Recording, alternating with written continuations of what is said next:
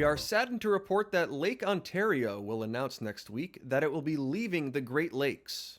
In a statement to the press, Lake Ontario has said that the decision to part ways was a mutual agreement, and it will now be pursuing solo endeavors. Some have speculated that the lake would seek out physical relocation, but a representative has confirmed that the lakes do remain amicable, and Ontario will be staying put. This is the first lineup change for the Great Lakes since the group formed some 14,000 years ago. While the shakeup has caused some uncertainty, Lakes Superior, Michigan, Huron, and Erie have all indicated that they will be carrying on under the same name. It does remain to be seen whether they'll simply go on as a four-piece, or eventually backfill the spot that Ontario has now left open. Lake St. Clair stands out as an option, but fans of the lakes are already speaking out against this possibility, urging that any additions to the group after all this time would ruin their image. Regardless, we would like to wish both the Great Lakes and Lake Ontario all the best in the future. There's a new boyfriend upgrade that'll be taking place next week. Your boyfriend will be equipped with one new, weirdly specific skill, and here's the category for this one. Very basic foods that he can somehow make exceptionally well. Starting next week, your boyfriend will be able to make one of the following things so well that even though it seems like there really isn't much to it, you'll consider it a delicacy and his signature creation. Scrambled eggs, mac and cheese, peanut butter and jelly sandwiches, chocolate milk. These are the common ones that we've seen so far, but there may be others as well. This is also great news for you, because he'll be so proud of his new ability that he'll excitedly make it for you, pretty much whenever you ask. We do have one warning though.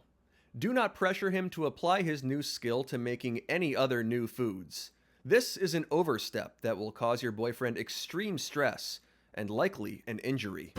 There may finally be a truly good ethical use case for AI. A new machine learning device being released next week by OpenAI will allow you to capture a daytime urge to yawn and save it for nighttime use. And to add even more excitement, a similar device is also said to be in the works from rival company OpenAIAAACHOO that will allow you to save an urge to sneeze for a more appropriate time. A judge in some random state, we don't really know how it actually works, has ruled against an individual who filed a lawsuit after finding a bone in their s'more. The judge reasoned that nobody should reasonably know where marshmallows come from, meaning that they could, reasonably, be from an animal or something like an animal, and those are things that a person should, reasonably, expect might have bones. Following this ruling, health experts are emphasizing that consumers should always take proper precautions before biting into any food of unknown origin, with a quick inspection using an X-ray machine or an MRI. They're going to be putting in a new slide next week, and it's a really cool slide, but we're all a little bit scared of it. This slide is big and steep, and we're all secretly pretty hesitant to try it out.